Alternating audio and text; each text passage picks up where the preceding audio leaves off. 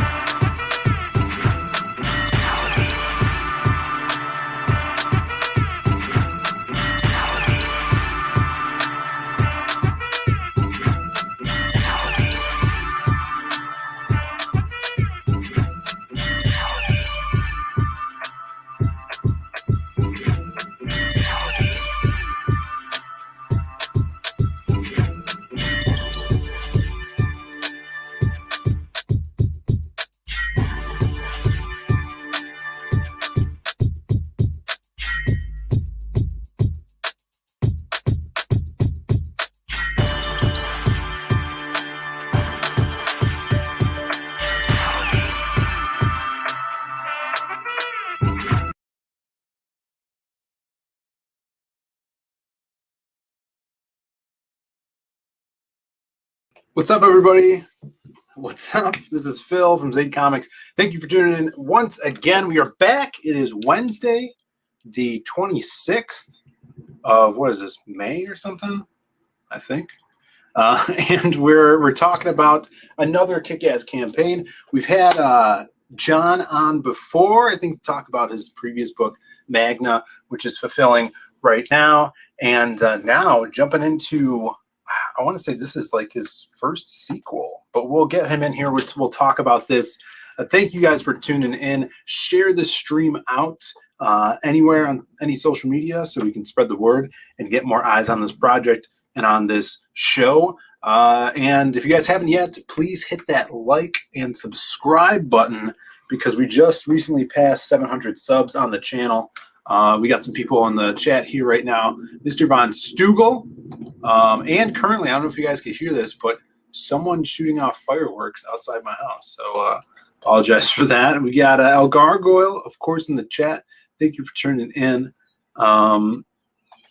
Yeah, and let's get the man in here himself. Mr. John Hervey of Beyond Time Comics. What's up, brother? What's up, my brother, man? Thank you for having me on, man. No problem, dude. Yeah, you launched this. How long ago did you launch this? Last Tuesday. So perfect. Yeah, a little over a week ago now. Awesome. Yeah, that's great. And you are already funded on Indiegogo, which is always great to have that early funding. And everything else is the icing on top. And now it's just to build that backer count, get the word out there and let people look at the kick-ass art you guys are producing over on this book and the story. Tell me about, kind of how you came up with Black Tiger, because this is a sequel, right? That's right. You did a big book last year, which I missed out on, and the art is just top-notch quality, man. I know you and Rod have been working together for a long time. So to kind of talk about that relationship and what it was like putting out that first book the first time, crowdfunding. So Rod and I, we, like you said, man, we've been working together, dude. It's been like 17 years, dude. Yeah. So like I'm a freaking dinosaur. So like kind of when the way I found him, because he's an artist in Brazil, is there was no social media. There was this forum. It was a forum called Digital Webbing. Now, John Malin was big on this forum. I didn't know him, but I knew him because like he was kind of one of the big dudes, on the forum.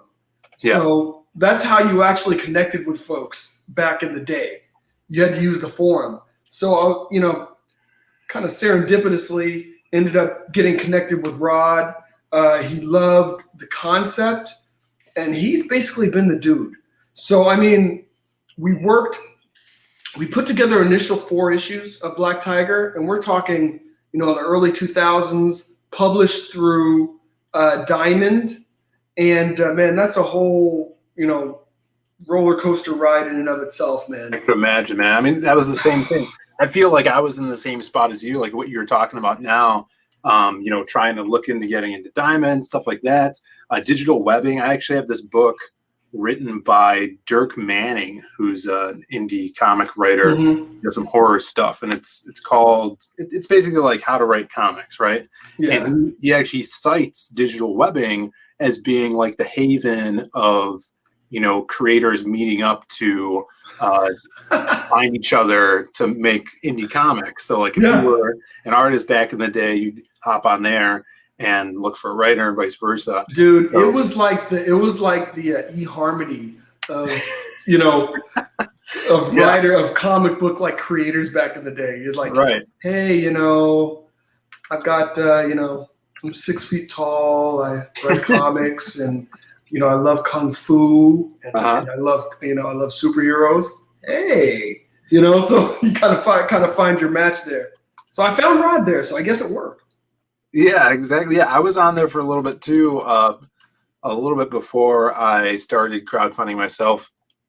And there's so many people on there. Yeah, flip through forums, and it's, you know, old format of forums, so it's hard to.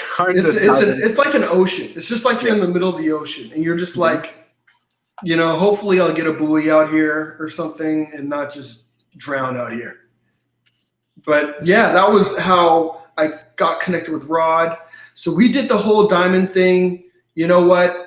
You just saved yourself a lot of pain and money by not going that route. I mean, but there was no crowdfunding at the time. So, I mean, this was kind of the way. It was either that or just doing a bunch of shows. But you're like, hey, I'm going to get into diamond previews, paid for the ad, man. These dudes are taking like 30-something. I get like 30-something cents on the dollar. Mm-hmm. You know, they're not promoting my book. They're not producing my book. You know, I'm doing all those things myself. And promotion isn't like what it is now. I tried calling some shops, tried emailing some comic shops using kind of the comic book finder. Sure. There were a few thousand shops then at the time. And you're just kind of one-off trying to reach out to folks. And then once you get your book into shops, the problem was like you had no connectivity really with where your books were selling. So I never knew what shops, other than like my local shops, I didn't know where my books are selling and where they weren't. Right. And then the amount, so I found out there were shops that wanted to reorder, but it wasn't enough to be worth Diamond's time. So they didn't take any reorders. Wow. So, I mean, you want to talk about just not a indie friendly process. And I had no information coming out of it. So it's like at the end of the day, I still didn't know what shops even picked up my book. So I had no information, no intelligence at the end of the day to even know where my books had gone. Yeah. So it was kind of brutal, but you know what? I'm a lover of comic books. My first love, you know, in terms of media comics. So Rod and I, we continue to produce kind of slowly. I guess it was just in blind faith, actually, because we didn't know how we were going to distribute other than maybe doing some shows. But we knew that Diamond wasn't the way. And then all of this stuff exploded, and Rod's just like, dude, what are you waiting for? We have all this stuff.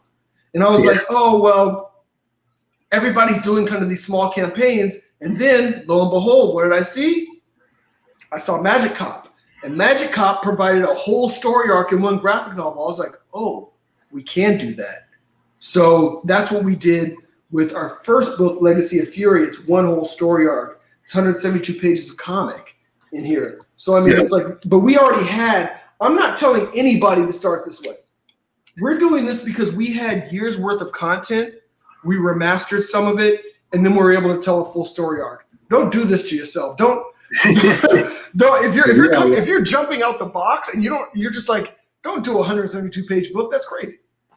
You know, especially, that's great because you guys had the head start, right? You guys have been working together for years. You guys have pages already. I'm sure that you had paid for those pages and stuff. Exactly. It's really, really hard if you're first starting out, especially if you're hiring an artist to pay for friggin' 100 pages in 6 months or whatever.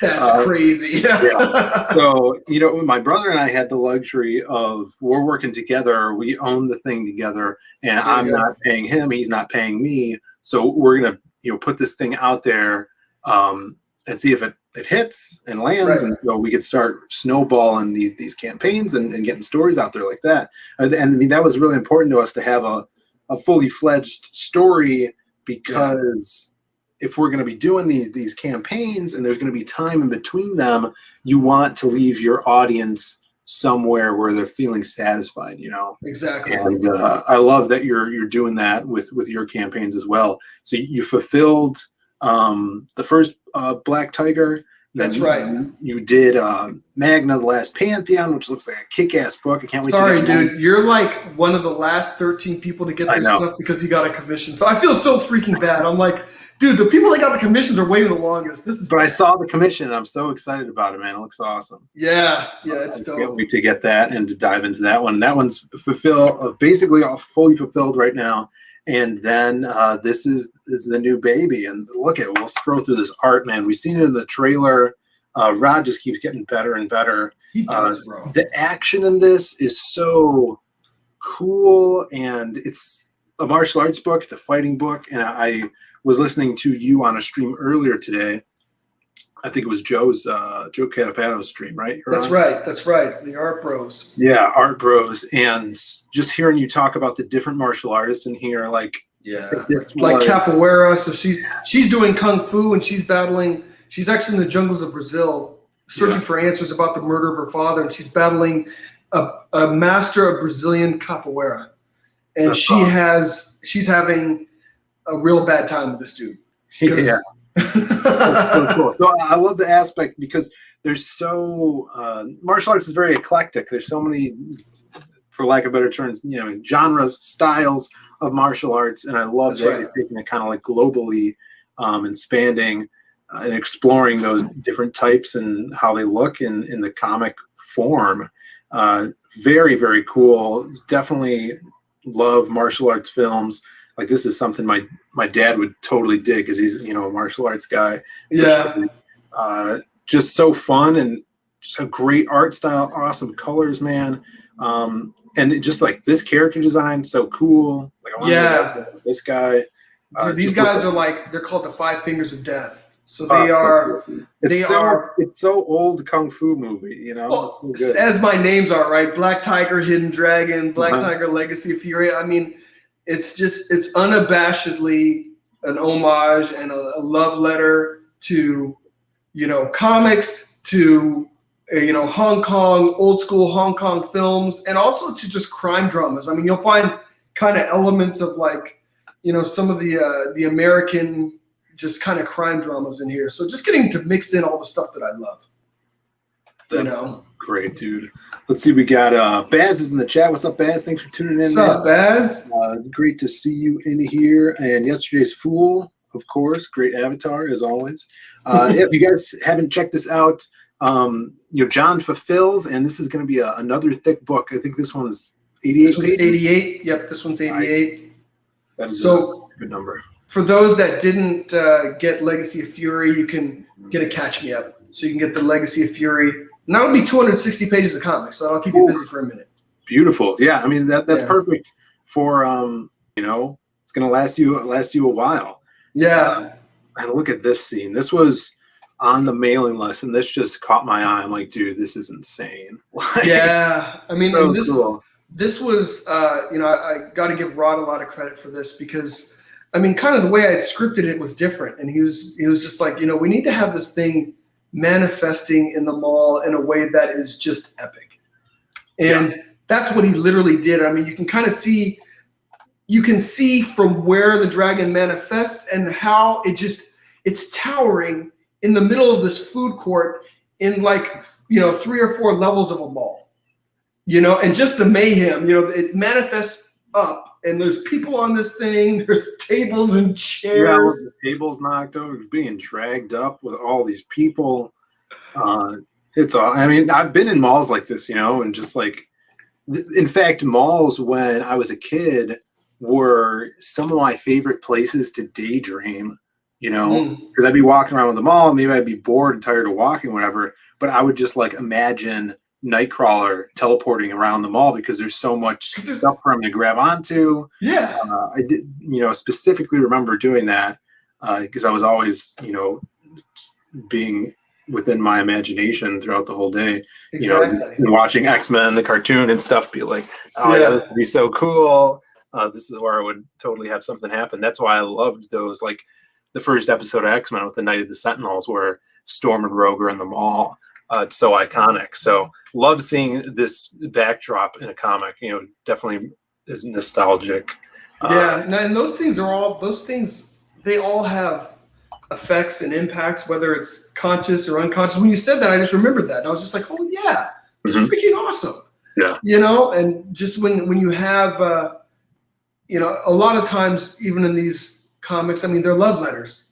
They're telling stories, they're telling news stories, but they're also love letters to the stuff that we love. Yeah. Oh, for sure, man. And that's I think the best thing too is, we're fans. I think the best creators are fans, and we're fans of the stuff and the medium they work in. Like, Yes. I think I was on a stream maybe last year, a few months ago, with John Malin, and he posed the question to the audience. He's like, what makes an iconic story? Like, where do our IPs in CG, when do they get to the point where someone takes the story and makes it the one that's going to be remembered, And he was kind of like talking about searching for that Graveyard Shift story that is going to be the super powerful one. That's going to be like Graveyard Shift's Kingdom Come, where it's like the big thing. And I thought about it, and I'm like, I think that comes at a point where someone is a fan of that IP. It might be, 10 years from now, when someone that grew up reading our books is hired on to write or draw one of our books because that's what they grew up on and that's what they're passionate about. And they've been thinking about these characters for so long.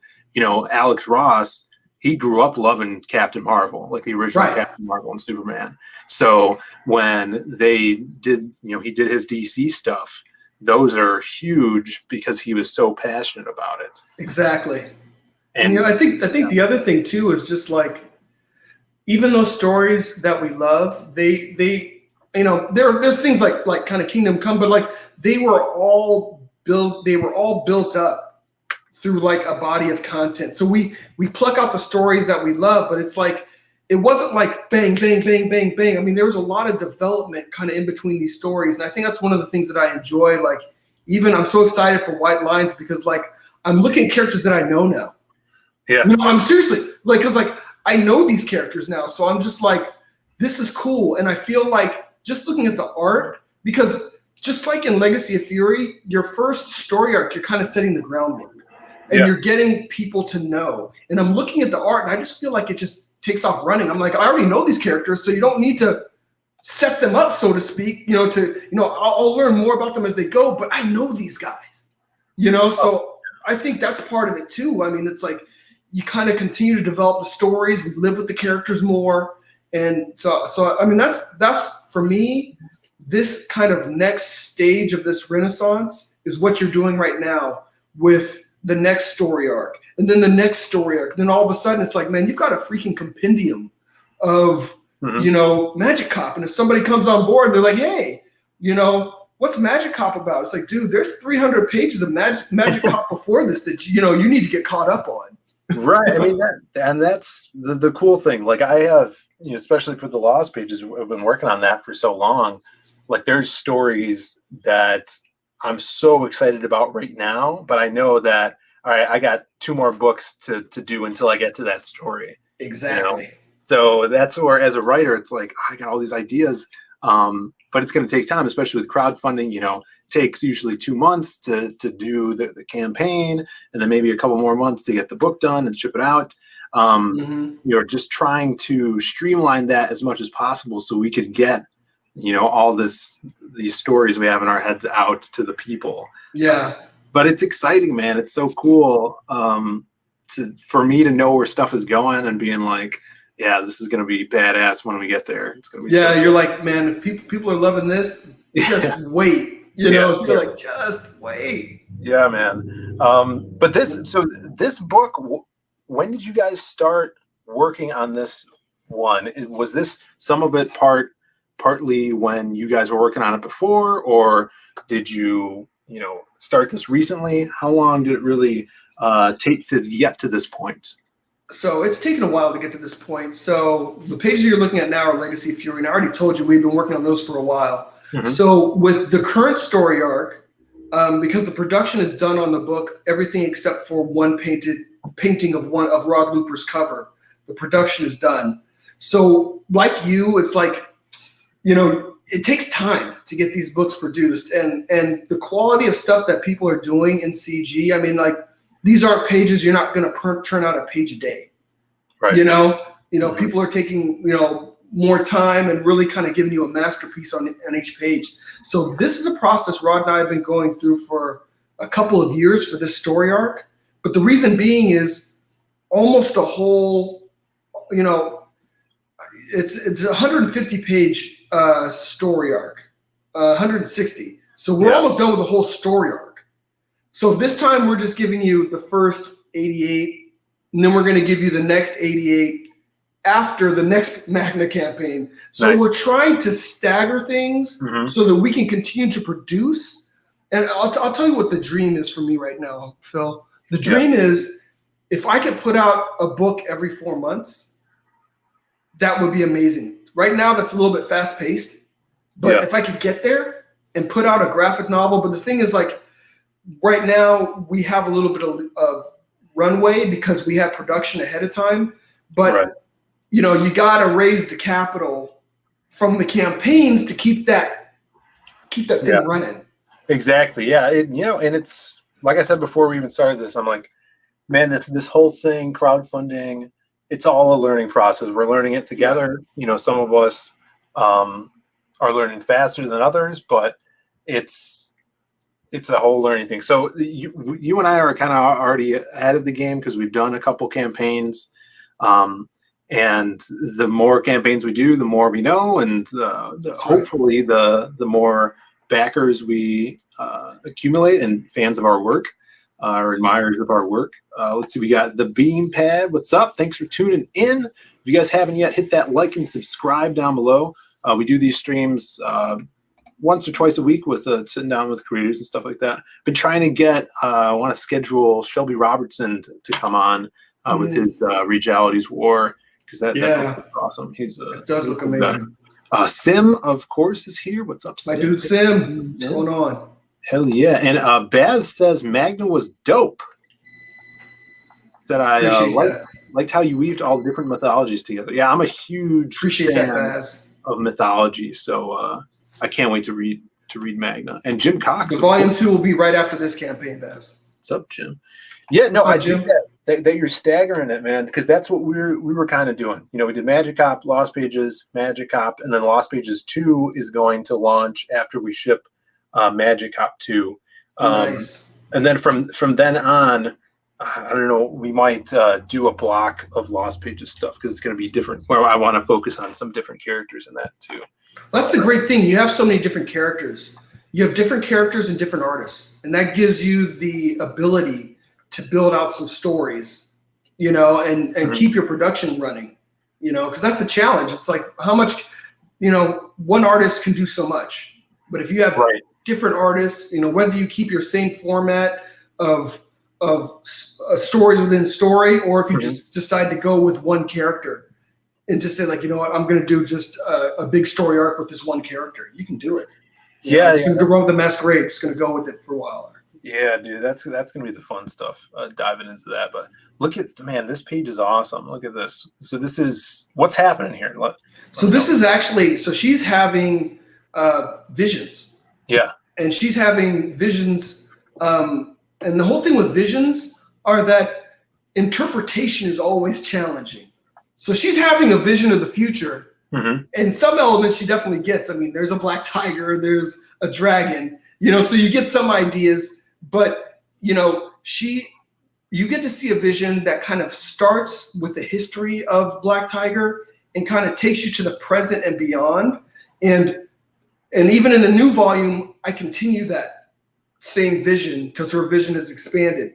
Yeah. So part of it is trying to tell a story, since I have the foresight of knowing where it's going and giving kind of this funky premonition and trying to give people some meat to grab onto to maybe try and interpret it, but it's not easy to interpret. Yeah, dude. No, I totally would know what you're talking about. Dude, these black tigers look so cool. Black. Yeah. And they have the stripes still. That looks really cool, dude. I think he did a killer job with that. It's amazing. And that's the thing, like you and I as writers, like, we fully kind of conceptualize what we're looking to do, but then you've got to have that artist that can take that and actually manifest it, make it, and when you see it, you're just like, oh my goodness, yeah. Then you realize that it's growing beyond you. You realize that, like, man, this is becoming even greater than what I just put together, and that's what you want. Yeah, that's the coolest thing about being a writer in comics, is just seeing things come to life on the page. Now, this book has a lot of fighting in it, of course. It does. So that one's these are from the Legacy of Fury. These images are from Legacy of Fury. So, at its core, it's still a kung fu martial arts superhero book. So you're going to get your action. You have a little bit of a shift as you go into this second volume, which is Black Tiger Hidden Dragon Volume 1. You get a little bit more into the mystical elements of kung fu, whereas the first volume really was kind of setting the stage, getting you into the world, getting you familiar with the powers of the Black Tiger, and kind of setting up, hey, the death of the prior Black Tiger, and just kind of setting the groundwork for where we are now. Yeah, this is sick, dude.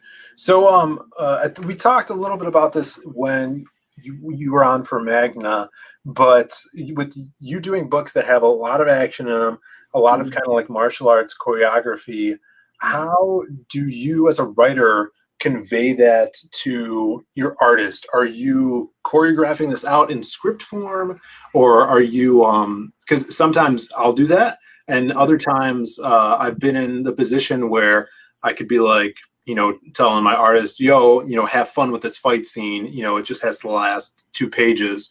And some artists like that. They like the freedom to work making shots the way they want to do it. And other artists like being reined in a little bit more.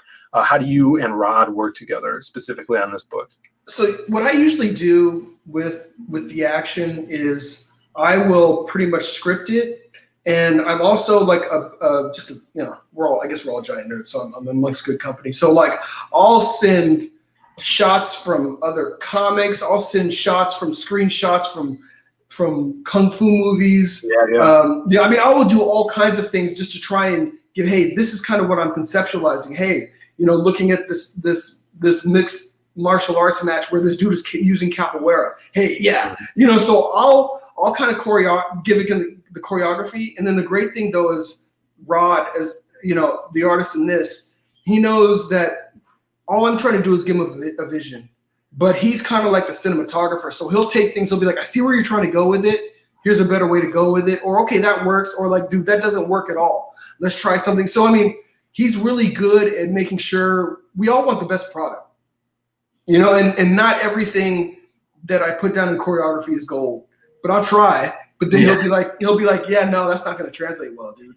That's not going to work well. You're looking at it like you're watching a movie. He's like, we got to do this from a comic book perspective, so he'll help me a lot. And he's, that's the beauty of working with great artists, because once they catch your vision, it's not to tell them this is my way or the highway. I just want you to have the vision, because once you have the vision, then you're like, you know what? I know what John's trying to do, and I can help him do it better.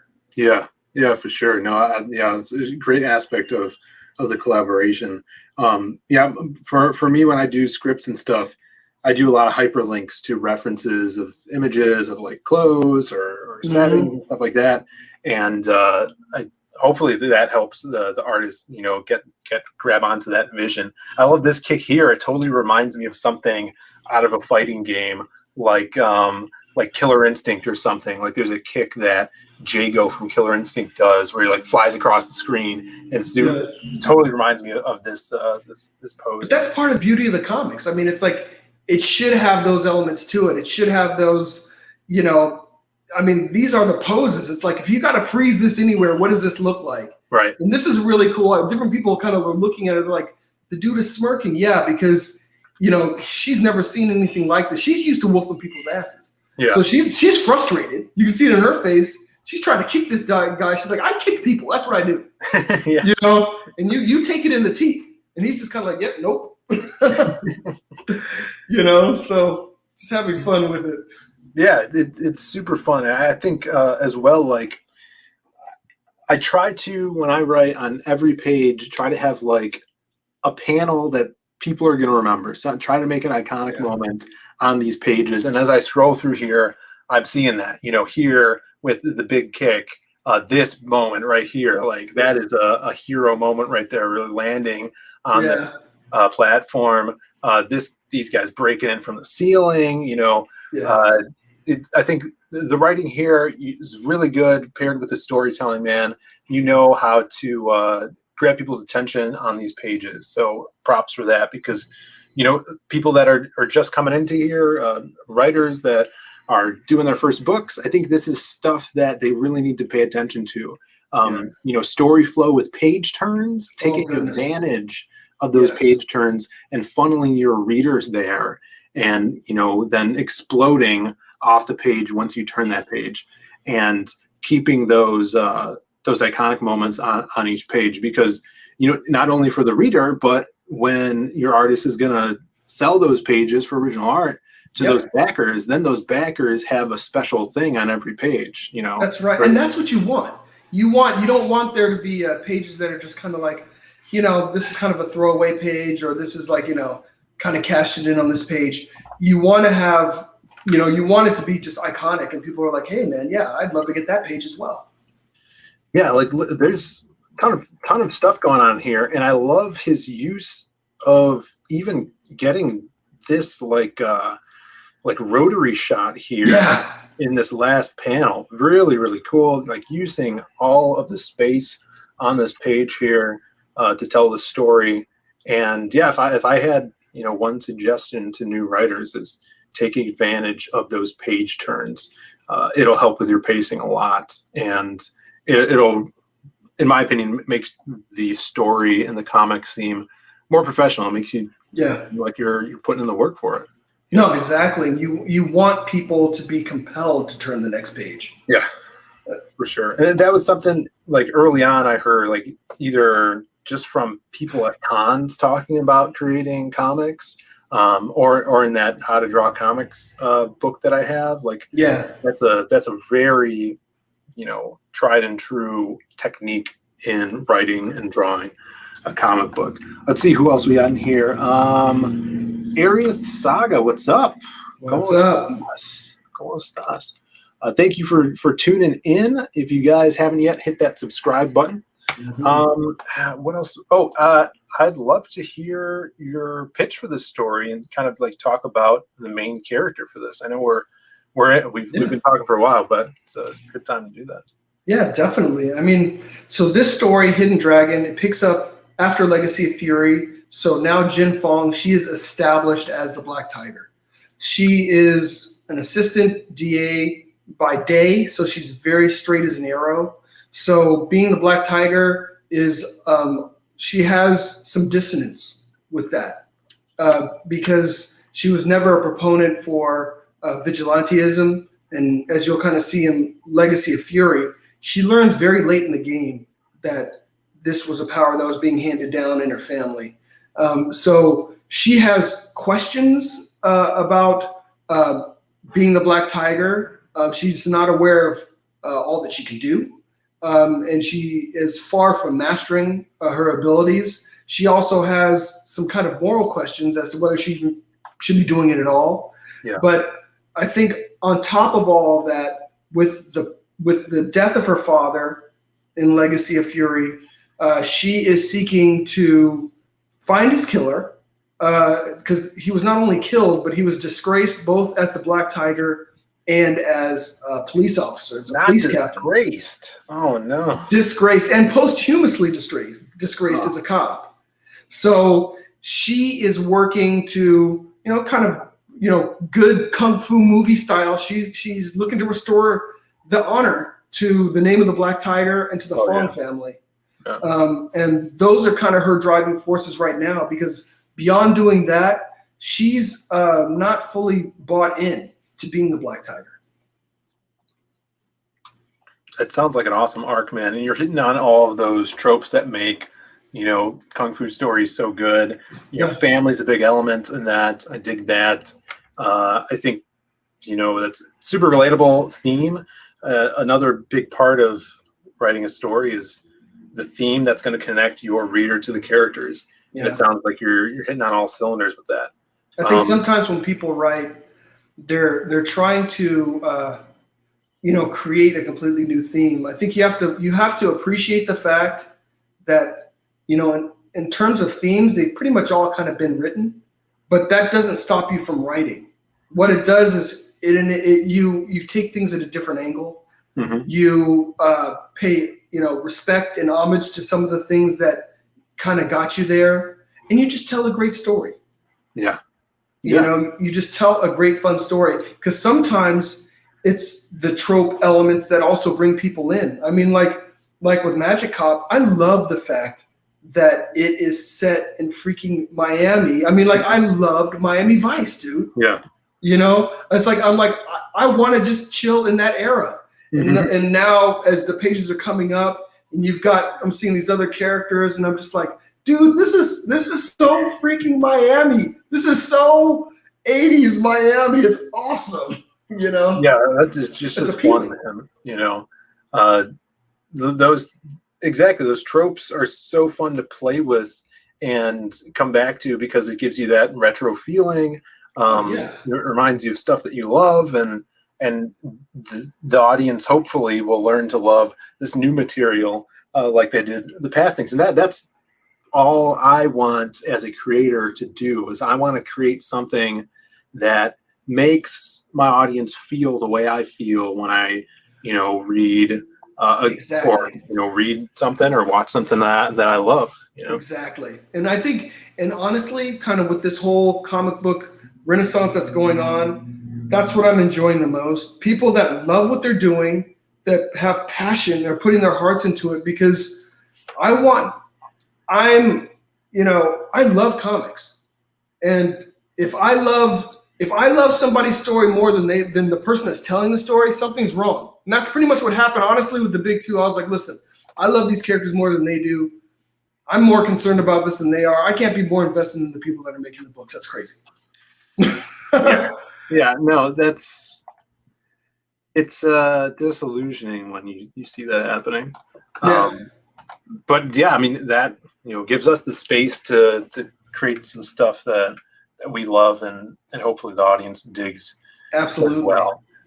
There's one more thing I wanted to talk about is your two books, your two IPs, I should say, Black Tiger and Magna. Yeah.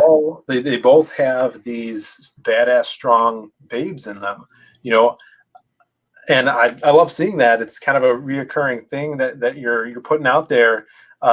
And tell me about writing from that angle, and why those two protagonists are the way they are. Ultimately, and I, just like you, I have a number of stories that I want to tell. Yeah. And I have a number of stories that are written. These stories really resonated with me because of the different stories that I told. I felt like these were the characters that were most kind of lacking in just, and that was really kind of more with what, kind of what the big companies were bringing to the table. And I'm like, I'm not seeing any of this that I want to see. Yeah. So that's why I wanted to bring that to the table. I have, a couple of other properties that I've started working on with different protagonists. One is actually kind of it's called The Posse, and it's basically a dude that's Puerto Rican and a guy that's black, and they're kind of like, it's set up in like a New York that I call Decapolis, and it is basically almost like Heroes for Hire. It's like your Heroes for Hire that these two dudes are. Yeah, yeah. So like, that's a story that I've been wanting to tell. And I've got these other stories that I want to tell, but it's just like these two I just felt like there was such an amazing void. And just the timing of it was amazing. Like, I put out Magna, and then all of a sudden it's just like, redheads were like out. And I'm just like, I love this book. I love this character. So I'm going to release Magna now. Yeah. No, that's right. Yeah. So I mean, like you, I have kind of a breadth of things that I want to bring to the market. But these two just resonated with me so much. And just what I wanted to see. in terms of comics. So that's kind of why I went with these two. And my wife is my editor. She does a very good job of keeping me honest. She was my girlfriend at the time when I first started doing Black Tiger, and we've been married for a very long time. So she's my ace. She's my partner. We've been working on this from day one. Awesome. And I just, I'm just a comic book nerd who wants to see good stories and wants to tell good stories. Yeah. That's it. Yeah, that's good. We got Ace in the chat. What's up, brother? Thanks for tuning in. We're just talking about Black Tiger, the new Black Tiger book, which you got shirts now, man. What's up with these shirts? They're bad. This just launched yesterday. So Shay had some great ideas for shirts. Yeah. And she did an amazing job designing them. So basically there's 3 shirts. There's the tiger, there's the dragon, and then basically there's kind of the tiger versus the dragon. And martial arts, that's what it's all about that. So it's like Kung Fu versus Karate, Capoeira. I mean, that's why we love MMA so much. It's like you get all that kind of stuff, mixed up. So like in this book, you see pugilists, you see escribadores with stick fighting, you see shinobis, you see, ninjas, you see karate, you see it all. You just see just old school, just brawling. Yeah, those shirts look awesome, dude. That's so cool. Yeah, she did an amazing job with those shirts. And it's $40 flat if you're domestic. There's no shipping. And I made the shipping pretty de minimis for international. So just trying to make it affordable for folks. Awesome. Let's talk about these stretch goals. So at 5K, you're doing this as I remember you talking about this. This layout is so cool, dude. So has the non-wraparound Rod Looper cover, has that been done up yet? So it's all penciled. I should have put a big version of it up here. You can kind of see it in that thumbnail for the image for the book, for the Looper cover. Sketch, right? Yeah. So if you go up there, keep going. So that it's the penciled one. There it is. That's one. So and the pencils you can see are really clean. So we're going to have this thing painted. It's going to be beautiful. So it's getting painted. It should be ready in about another week so that I can show people like the full glory of what the painted cover is going to look like. Dude, this is so gorgeous, man. This is awesome. So that's going to be painted, and that's this cover. So it's not a black and white cover. When we get to $5,000, we're going to get a wraparound. So basically, it's the same moment, front and back. So you see when you look at the front of the book, you see her facing you, and the dragon is behind her. When you look at the back, you're looking at her from the back, and she's facing the 5 figures of death, jumping at her. So you realize that she's surrounded.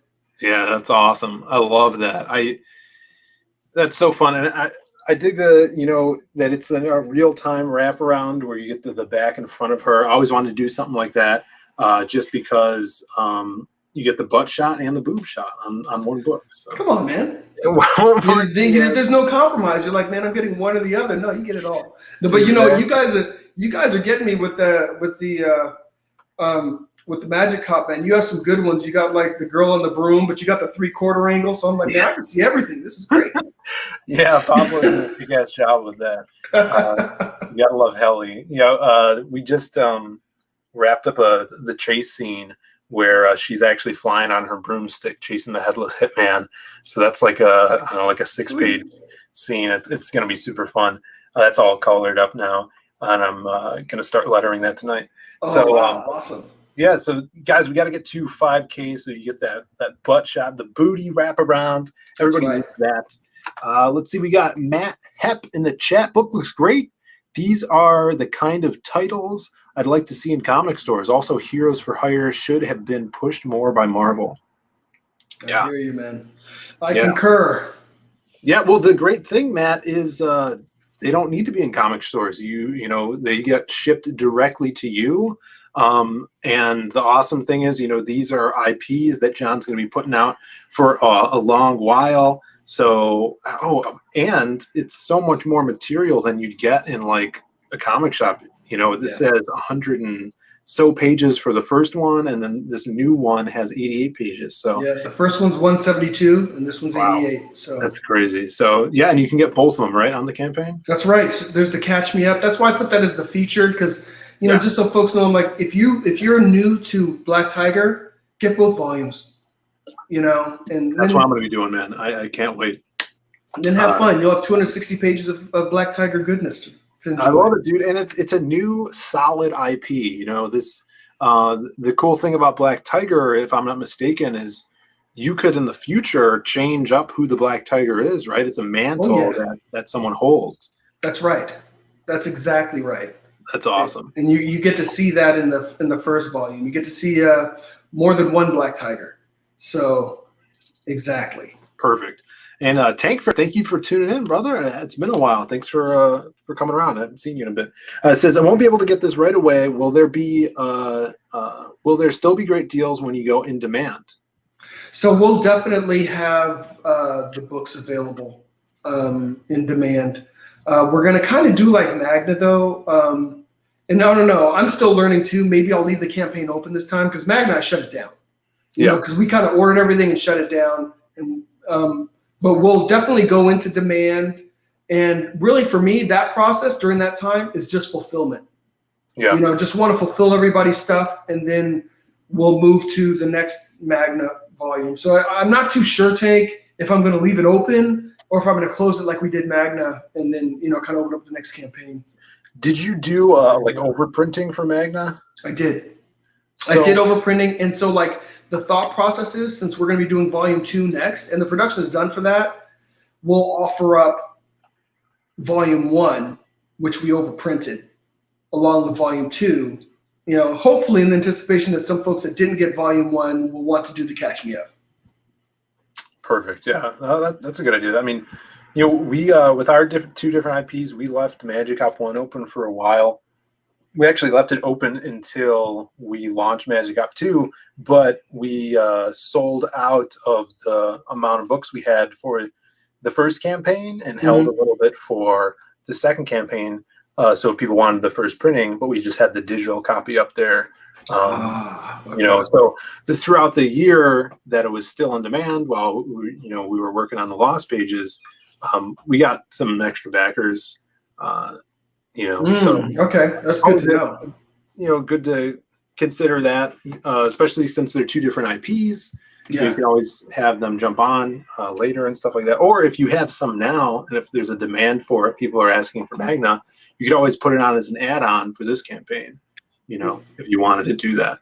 Yeah, that's true. Some options there.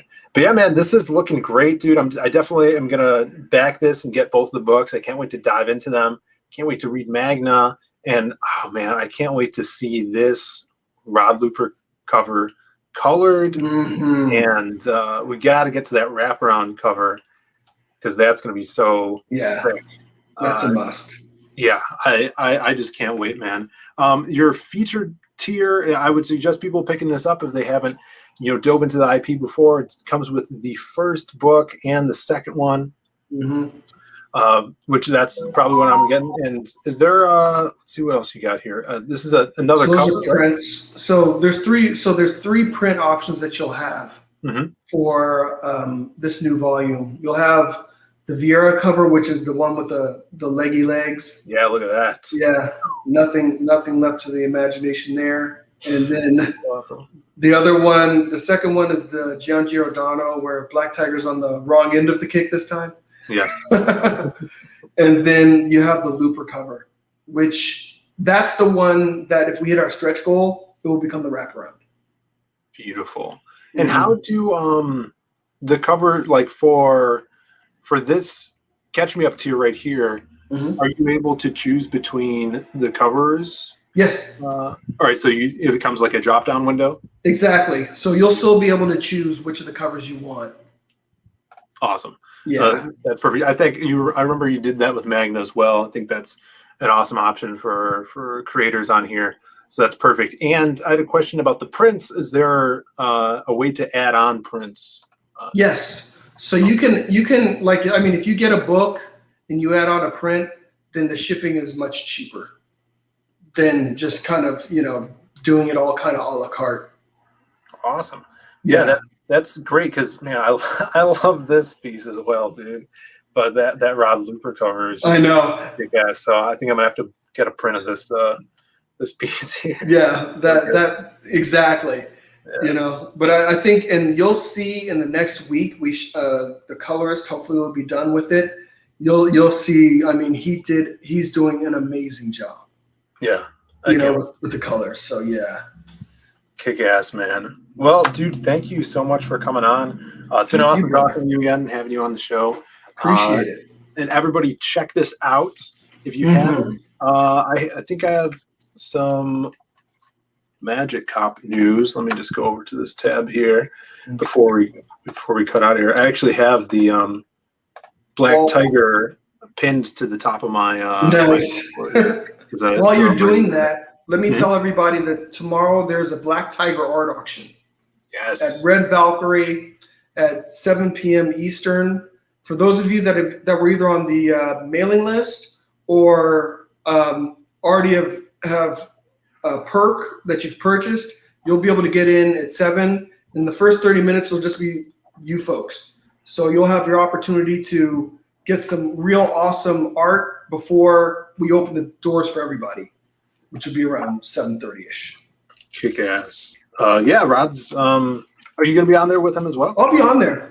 Yeah, I'll be on there chilling. Nice. Chilling and just enjoying. Because man, I love looking at the pages too. Dude, yeah. Whenever he's on an auction, I mean, the last auction Shay did, and he was just killing it. He had all those Justice League pieces and stuff.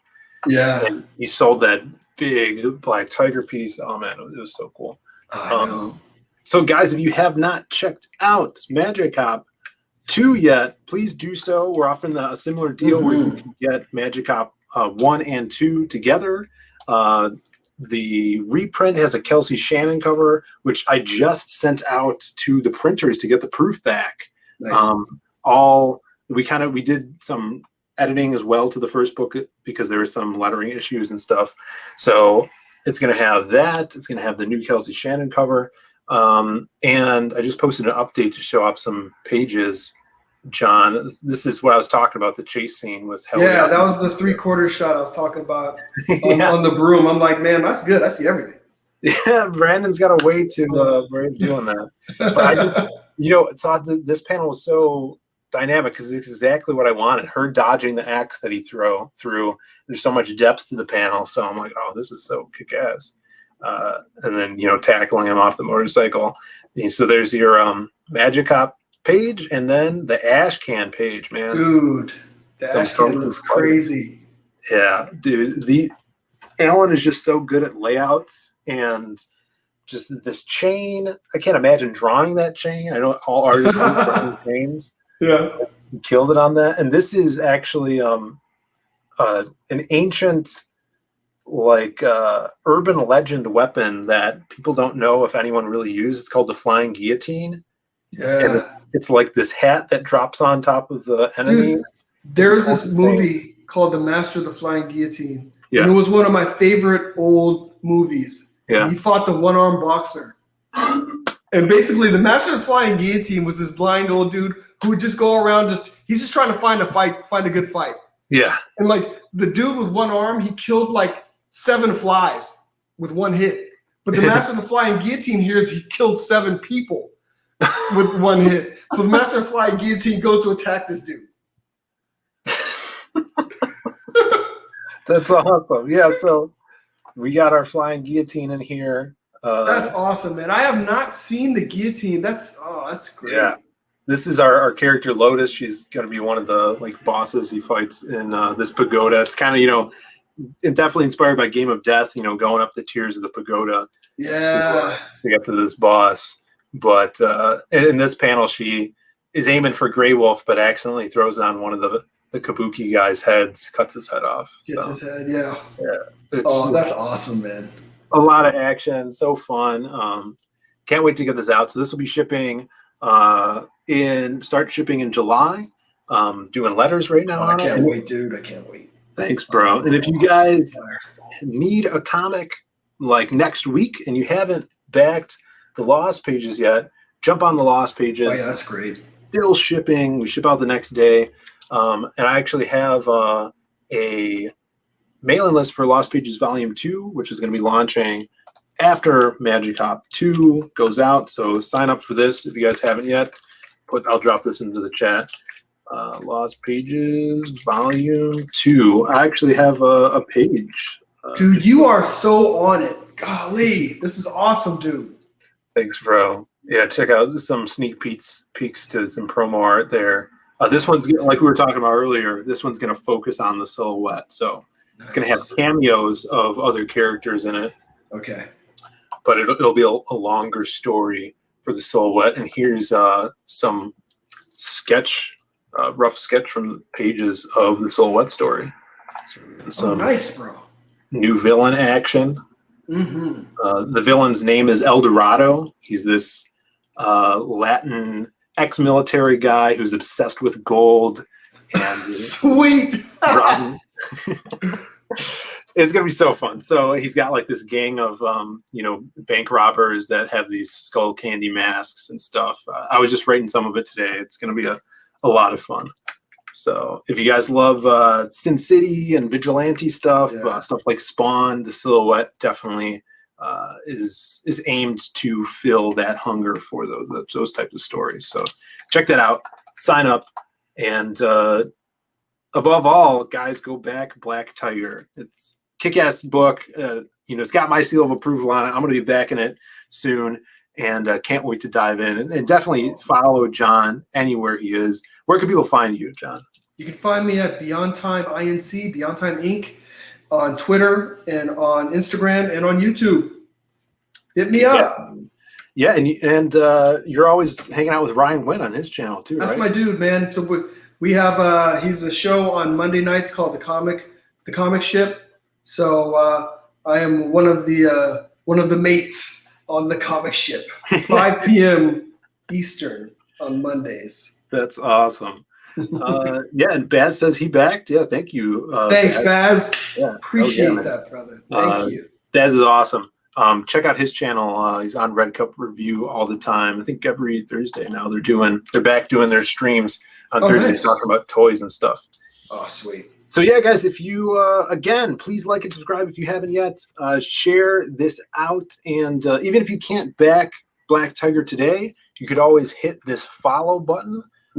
Which will then let you know when there's updates to the campaign, and it'll give you like little reminders to jump on it and back when you do make that decision to pull the trigger on that. And share it out too. Sharing on social media, spreading the word always helps us creators. That's huge. Yes. Sharing is caring. I mean, sharing is like if you don't feel like you're doing nothing. If you're sharing, you're doing a big deal, because it may hit the eyeballs of somebody who didn't know it existed and may be interested. Oh, for sure. Yeah. But until next time, guys, thank you for tuning in. We will see you with another video later this week, and